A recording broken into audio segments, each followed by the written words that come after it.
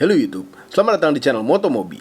Di grup kami itu ada 3 channel Motomobi, yaitu channel ini Om Mobi yang lebih mengarah ke personal life, Om Mobi, dan Mas Mobi untuk urusan gadget.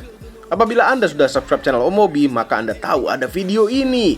Apabila Anda belum subscribe channel Om Mobi, mohon segera di subscribe. Yes, kami sudah mendapatkan Jimny, brand new. Akhirnya tanpa perlu meminjam Suzuki untuk mobil tes, kami tes mobil kami sendiri. Namun ternyata Jimny yang didamba-dambakan tidak seindah itu. Nonton video ini sampai habis. Ada 2 macam Jimny masuk ke Indonesia, two tone dan single tone. Masing-masing ada manual dan otomatis. Dan sekarang saatnya unboxing. Namun sebelum kami lanjutkan video ini, mohon hentikan sebentar dan tekan tombol jempol ke atas. Subscribe channel Motomobi apabila belum. Back on it, got a rose, put my stacks on it. You said you got some hair last night, I put the cap on it. Punchlines, yo, I got some black on it. I find a nice type beat and I rap on it. DC fight night, I put the cash on it. Like Will Chamberlain, pull it 100. Schoolboys in a song, Cupid yaks on it. Beers on me, got Stone Cold and then I make a hit, ask me why. Kami tidak akan membahas tentang sejarah Jimny karena 2018 lalu kami sudah membuat first impression review Jimny baru ini termasuk dengan sejarahnya. Untuk sejarah, silahkan nonton video itu. Pada video ini benar-benar pengalaman pemakaian Jimny baru. Kita bahas dulu sedikit kenapa mendapatkan Jimny ini sangat amat susah. Sebenarnya alasannya simple, karena ini adalah rakitan Jepang dan dari Jepangnya hanya ngasih sedikit unit untuk Indonesia. Tapi bukan hanya untuk Indonesia, seluruh negara hanya kebagian sedikit. Ya pasti karena produksinya itu lebih sedikit daripada permintaannya. Tapi kenapa sedikit? Itu kami tidak tahu kenapa. Kabarnya akan ada pabrik di India, Maruti, dan mungkin akan produksi di Indonesia, tapi kami tidak tahu kapan. Intinya sekarang karena suplainya sedikit, maka secondary market harganya meroket, membuat orang-orang yang mendapatkan unit hanya spekulan bukan pemakai menjadi kaya untung besar.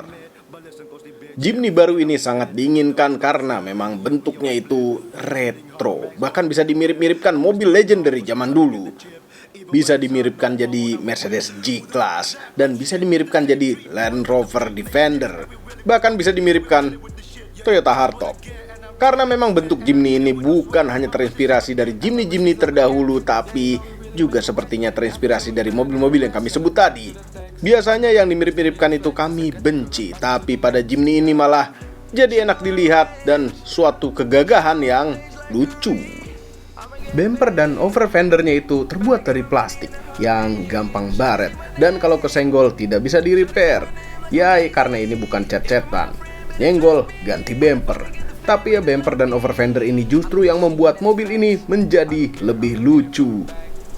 Jimny lucu ini punya panjang total 3640 mm, itu 15 mm lebih pendek daripada Ayla. Dan itu termasuk ban serepnya, kalau ban serepnya dicopot lebih pendek lagi. Wheelbase-nya lebih pendek dari Ayla juga, 2250 mm. Lebarnya 1645. Mobil ini kecil sekali. Ground clearance-nya 210 mm. Tapi expander cross 225 mm. Ini kalah dengan LMPV yang di crossover kan. Tapi ya beda kelas. Untuk urusan off-road, Jimny punya departure angle 49 derajat dan approach angle 37 derajat. Dimensi kecilnya seekor Jimny membuat jadi unggul di medan off-road dibanding dengan SUV-SUV besar. Tapi yang besar dan panjang juga punya keunggulan tertentu. Ini untuk approach dan departure-nya aman dan dia bisa nanjak dengan aman ya. Dan kalau kita lihat untuk yang di short, dia nanti sama-sama approach dan departure-nya itu sama-sama aman. Tapi dia lebih mudah untuk ngejungkang ke belakang. Tapi ya enak dilihat itu menimbulkan suatu hal yang sangat negatif, yaitu coefficient of drag. Yes, bentuk mengotak itu lawannya adalah angin. Tapi kita ambil positifnya saja, karena lebih menahan angin maka lebih baik untuk pengereman. Bicara soal pengereman, walaupun mobil ini sudah ber-ABS tapi rem belakangnya masih tromol. Yes, mobil 360 juta masih tromol rem belakangnya. Dengan mode 4x4 dari transfer case melanjutkan tenaga ke gardan depan dan belakang. Gardan ini masing-masing model solid axle. Karena memang solid axle lebih kuat dibanding dengan yang independen. Kemudian suspensinya, depan dan belakang sudah memakai coil spring, sehingga mobil lebih nyaman dibanding dengan fair down dan torsion beam.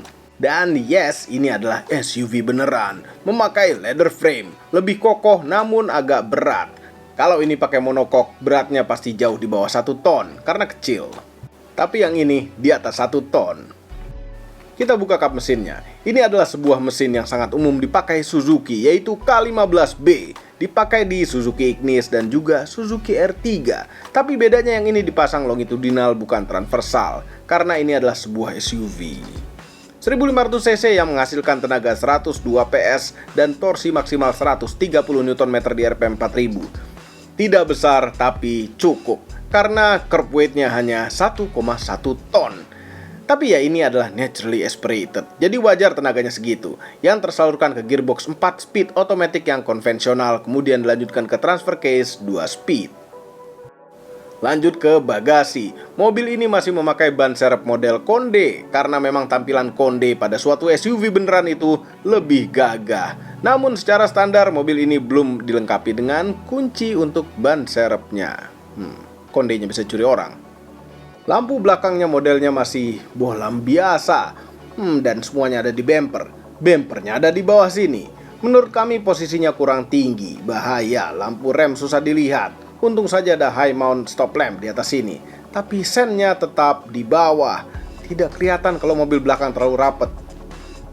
Kami baru sadar, pada umumnya apabila mobil itu dibuat standar adalah setir kanan, maka buka bagasinya dari kiri, agar mempermudah apabila membuka tutup bagasi di pinggir jalan. Karena mobil setir kanan biasanya berhenti di kiri jalan. Ini engselnya di luar, namun tertutup rapih. Ruang bagasinya sangat amat kecil, tidak muat dibasuhkan om gendut, harus melipat jok belakangnya. Dan ini tempat penyimpanan sangat amat berguna sekali, jadi rapih. Plastik yang kalau jok belakangnya dilipat menjadi rata lantai. Plastik yang bercita-cita menjadi bordes, karena teksturnya seperti bordes. Jadi terlihat kuat, tapi tetap saja ini plastik. Tempat penyimpanan ini bisa dilepas dan di bawahnya ada dongkrak dan kunci roda. Beralih ke depan, kami tidak mencoba jok belakangnya karena sudah ada di first impression review. Sayang sekali kuncinya masih belum kilas. Terus pakai anak kunci biasa yang dicolok.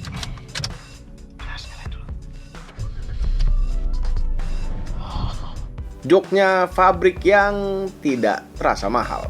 Semua plastik pada mobil ini adalah plastik murah. Ada semua plastik. Yes, benar-benar murah. Dan masih kelihatan bodi mobil. Tapi mungkin kelihatan bodi mobil itu adalah suatu kesengajaan yang berkaitan dengan style. Kemudian head unit standar yang dikasih itu sebenarnya cukup lengkap, ada Bluetooth dan lain-lain. Tapi terlihat murah. Kami tidak suka. Oh, bisa langsung Spotify.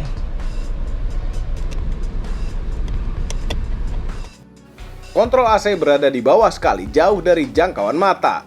Untung saja semua puter-puteran bisa diraba, sehingga tidak perlu melepas pandangan dari jalan untuk mengatur AC. Tapi apabila Anda ingin melihat displaynya, ini displaynya kecil, mudah dibaca, tapi karena posisinya agak terlalu ke bawah, dan ini layarnya ngadepnya ke sana, bukan ngadep ke drivernya, jadi bacanya agak susah sedikit. Tapi ini nggak ada masalah. Ada mode-modenya, bisa diatur tuh arah-arahnya, ya. Normal lah mobil harga segini. Di bawahnya lagi ada switch, tapi kami tidak suka power window switch-nya ada di sini. Merepotkan, butuh 2 tangan untuk melakukan sesuatu yang simple seperti bayar parkir atau pada pintu tol.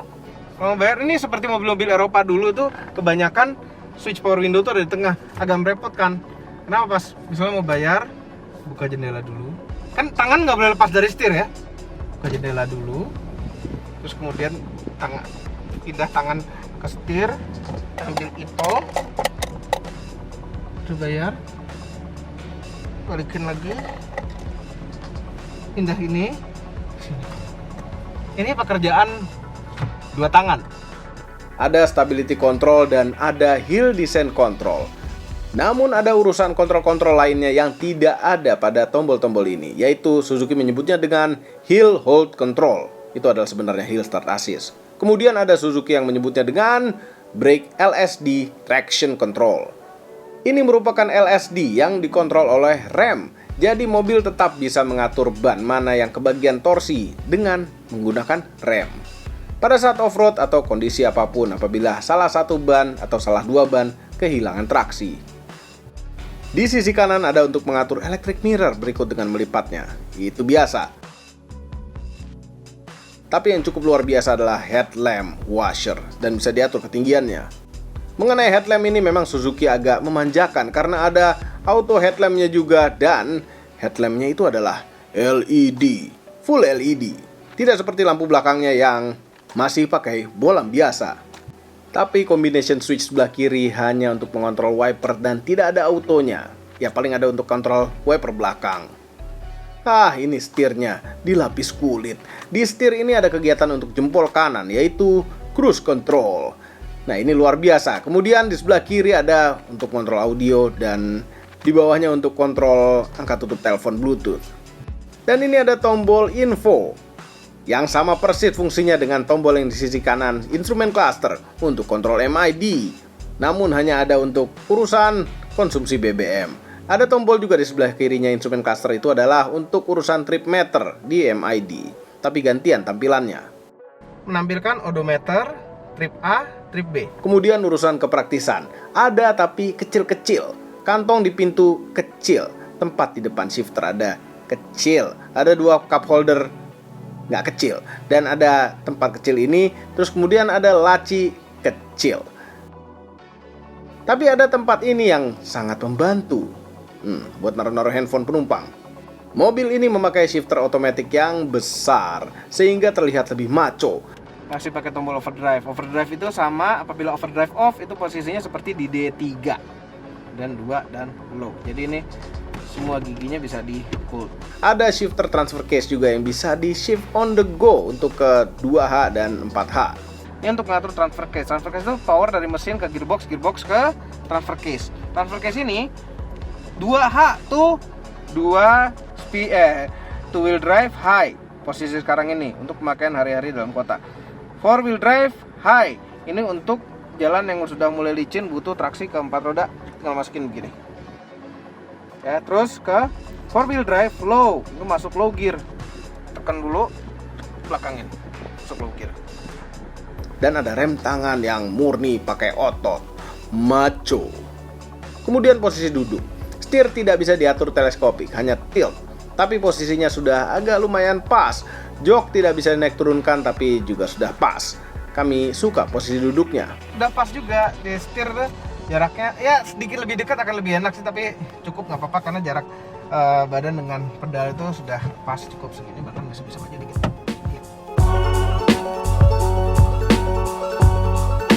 Oke, kita jalan. Perasaan pertama nyetir mobil ini adalah bangga. Wah, nyetir Jimny, mobil yang langka ada di jalanan.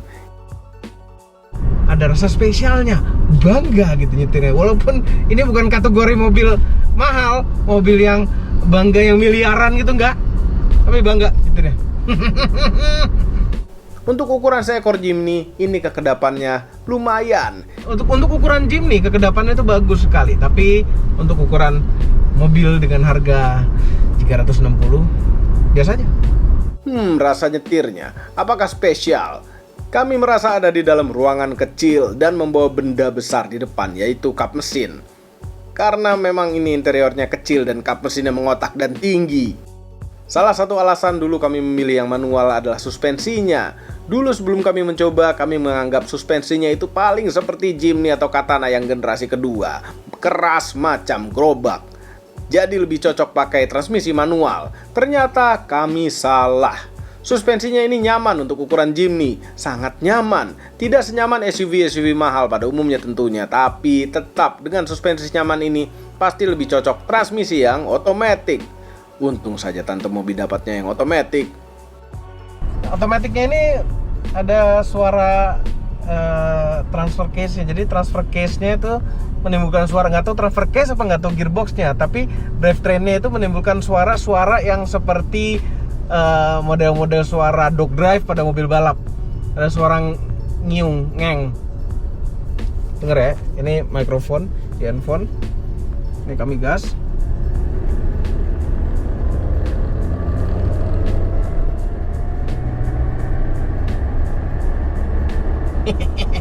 pedok drive.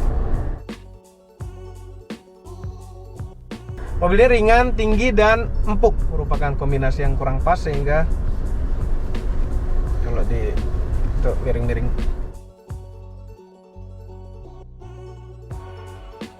Gitu miring-miring. Kembali ke suspensinya. Ini kalau kena jalan lubang atau speed hump yang kecil-kecil tetap terasa lompat-lompat seperti pada umumnya mobil yang ringan. Tapi tetap, ini adalah mobil yang sangat gesit karena memang ukurannya kecil. Bagaimana dengan radius putarnya? Radius putarnya biasa saja, 4,9 meter. Sebenarnya derajat belok bannya sedikit, tapi karena wheelbase-nya hanya 2250 mm, maka jadi bisa lebih gesit. Larinya biasa aja, tapi power itu begitu dibutuhkan ada. Kasihan dikepir. Cukup ada torsinya apabila dibutuhkan, tapi jangan keseringan karena kalau semakin sering dipakai torsinya akan semakin terasa kalau mobil ini sebenarnya tidak terlalu bisa lari. Di Jakarta apabila kondisi normal Anda akan sering memakai klakson. Pada mobil ini klaksonnya jelek sekali. Jelek sekali, sangat amat. Luar biasa jeleknya. Kemudian konsumsi BBM-nya. Di dalam kota ketika semua orang sedang stay at home dan kami jalan santai, kurang lebih 15 km per liter. Luar biasa. Jimny dapat 2 buah airbag. Seberapa amankah? Biar orang Eropa yang ngetes.